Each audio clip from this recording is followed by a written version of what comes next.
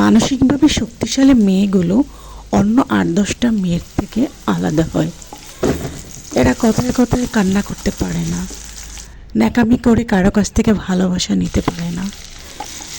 এরা এতটাই ধৈর্যশীল হয় যে অনেকে হয়তো ভাবে তাদের কোনো কষ্টই নেই, তাদের কোনো দুঃখই নেই। আসলে তারা চোখের জলটা লুকাইতে জানে, আর সে কারণেই তারা সব অবস্থায় ভেঙে পড়ে না। তারা বারবার পা পিছলে পড়ে গেলেও আবার উঠে দাঁড়ায়, উঠে দাঁড়িয়ে নতুন করে আবার সেই কাজটাকে শুরু করার চেষ্টা করে, এবং এইভাবে করেই তারা একদিন উঠে দাঁড়ায়।